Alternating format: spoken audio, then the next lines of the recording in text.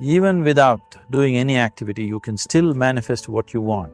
If you organize these 4 dimensions in one direction and keep it unwavering in that direction for a certain period of time, now he believes Shiva will do it for him and it will happen.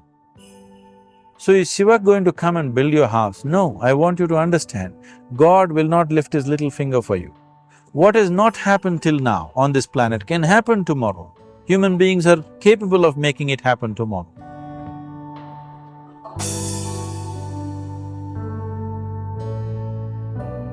Everything we as human beings have created on this planet was essentially first created in our minds.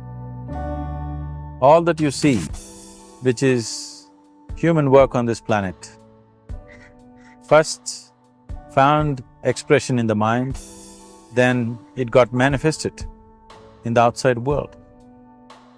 The wonderful things that we have done on this planet and the horrible things that we have done on this planet, both have come from the human mind. So if we are concerned as to what we create in this world, it's extremely important that first of all we learn to create the right things in our mind. How we keep our minds?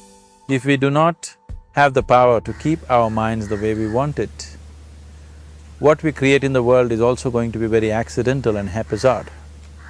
So learning to create our minds the way we want is the basis of creating the world the way we want. There is a wonderful story in the yogic lore. On a certain day, a man took a walk. He went for a long walk.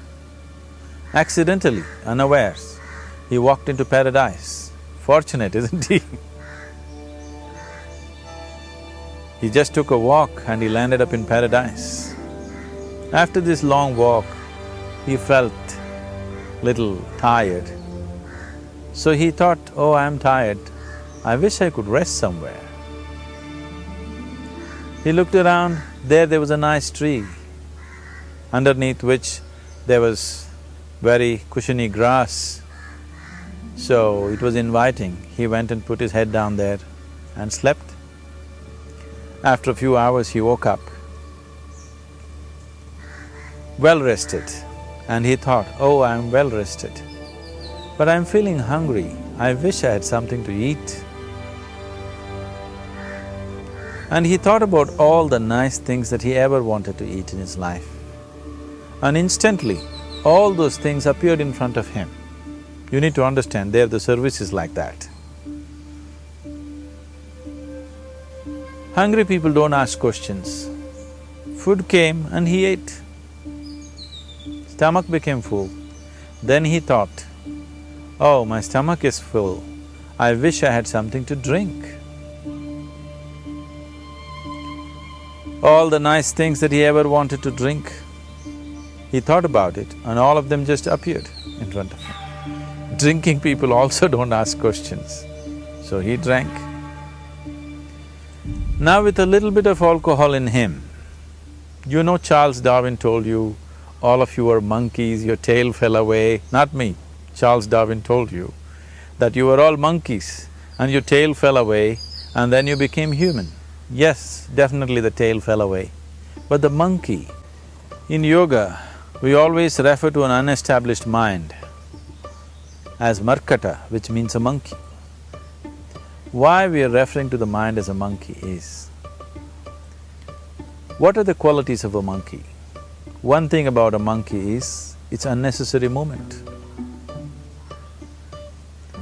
And another thing about the monkey is, if I say you're monkeying somebody, what does it mean?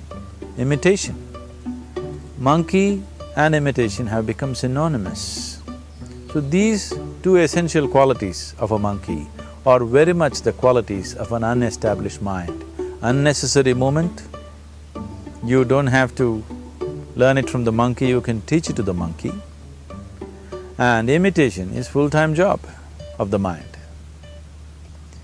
So when these two qualities are on, a mind is referred to as a monkey.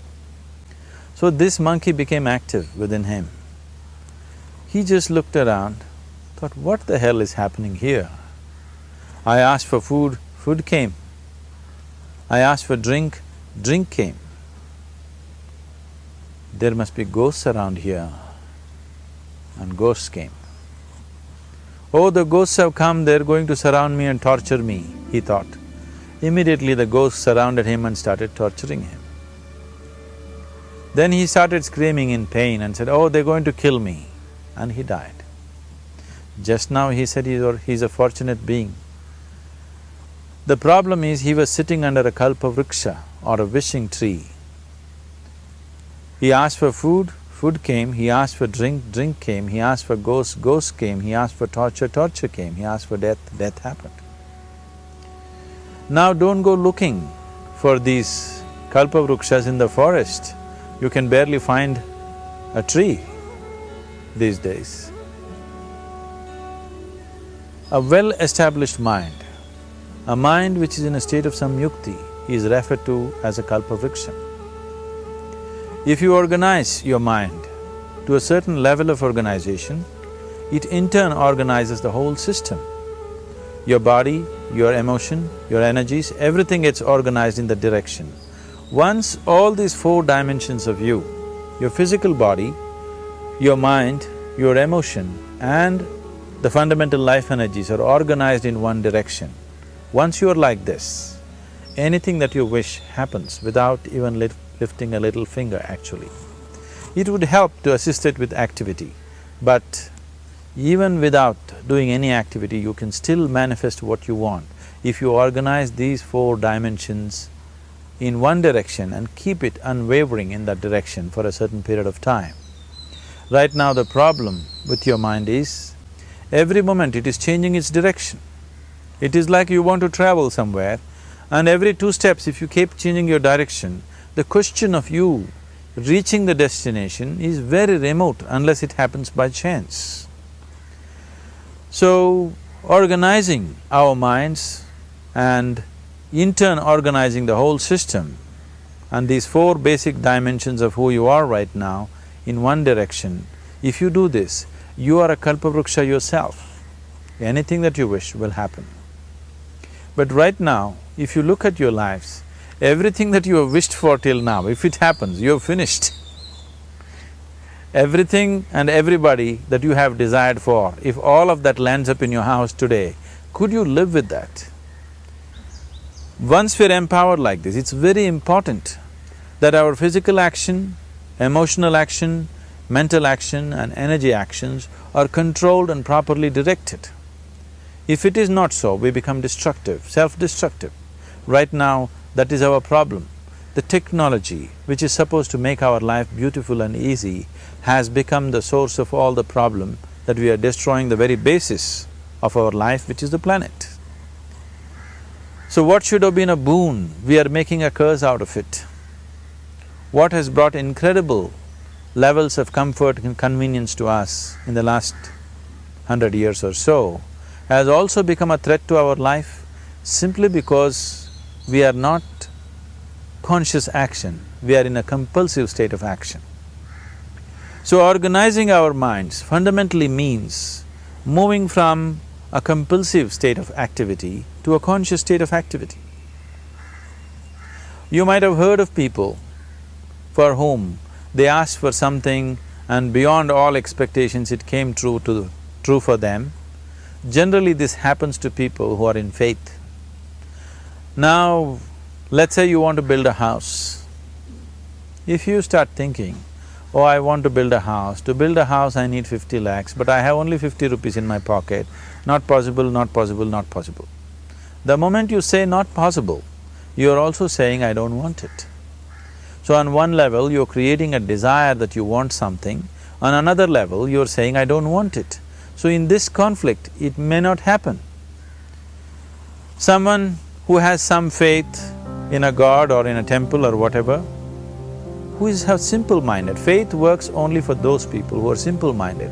Thinking people, people who are too much thinking, for them it never works. A childlike person who has a simple faith in his god or his temple or whatever, he goes to the temple and says, Shiva, I want a house. I don't know how, you must make it for me. Now in his mind there are no negative thoughts. Will it happen? Will it not happen? Is it possible? Is it not possible? These things are completely removed by this simple act of faith. Now he believes Shiva will do it for him and it will happen. So is Shiva going to come and build your house? No, I want you to understand, God will not lift his little finger for you. What you refer to as God is the source of creation. As a creator, he has done a phenomenal job, there's no question about it. Could you think of a better creation than this? Is it in anybody's imagination to think anything better than what is there right now? So as a creator, he has done his job wonderfully well, but if you want life to happen the way you want it, because right now, the very crux of your happiness and your well-being is this. If at all if you're unhappy, the only and only reason why you're unhappy is life is not happening the way you think it should happen. That's all it is. So if life is not happening the way you think it should happen, you're unhappy. If life happens the way you think it should happen, you are happy. It's as simple as that. So if life has to happen the way you think it should happen, first of all, how you think, with how much focus you think, how much stability is there in your thought, and how much reverberance is there in the thought process will determine whether your thought will become a reality or is it just an empty thought. Or how you do not create any impediments for your thought by creating negative thought process. This possible is something possible or not possible, is destroying humanity. What is possible and not possible is not your business, it's nature's business. Your business is just to strive for what you want. Right now you're sitting here, if I ask you two simple questions, I want you to just look at this and answer this. Right now from where you're sitting, can you just fly off? You say no. Right now from where you're sitting, can you get up and walk? You'll say yes. What is the basis of this? Why you say no to flying and yes to walking? Because past experience of life, many times you've gotten up and walked, never did you fly off. Or in other words, you're using the past experience of life as a basis for deciding whether something is possible or not possible. Or in other words, you have decided that what has not happened till now cannot happen in your life in future. This is a disgrace to humanity and the human spirit. What has not happened till now on this planet can happen tomorrow. Human beings are capable of making it happen tomorrow. So what is possible and what is not possible is not your business. That is nature's business. Nature will decide that. You just see what is it that you really want and strive for that. And if your thought is created in a powerful way, without any negativity, without any negative thoughts bringing down the intensity of the thought process, the first and foremost thing is you must be clear what is it that you really want. If you do not know what you want, the question of creating it doesn't arise. If you look at what you really want, what every human being wants is, he wants to live joyfully, he wants to live peacefully. In terms of its relationships, he wants it to be loving and affectionate. Or in other words, all that any human being is seeking for is pleasantness within himself, pleasantness around him. This pleasantness, if it happens in our body, we call this health and pleasure. If it happens in our mind, we call this peace and joy. If it happens in our emotion, we call this love and compassion. If it happens in our energy, we call this blissfulness and ecstasy. This is all that a human being is looking for.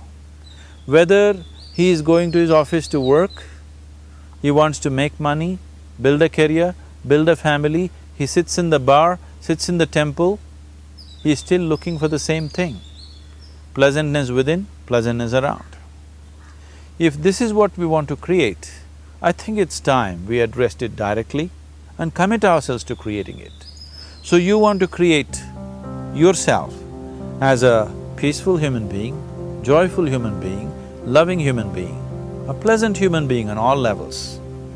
And do you also want a world like this?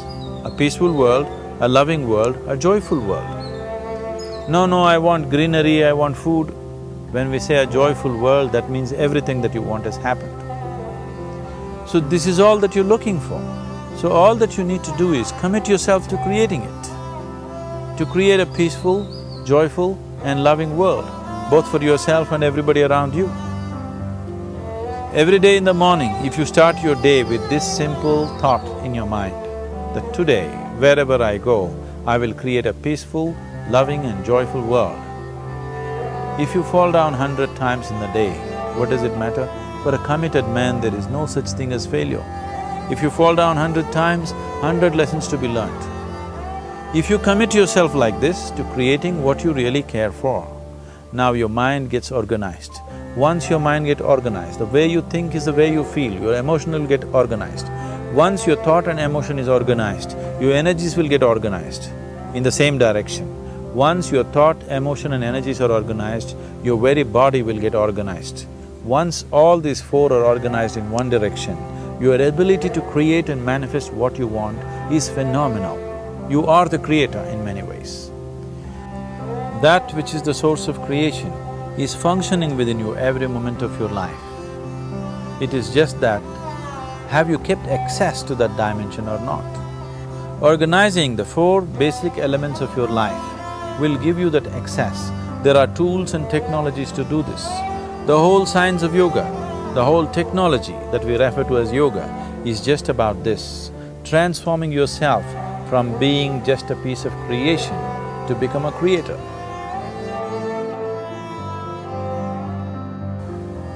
It is my wish and my blessing that every human being in this world should have this access to the source of creation within himself, so that he can function here as a creator, not just as a piece of creation.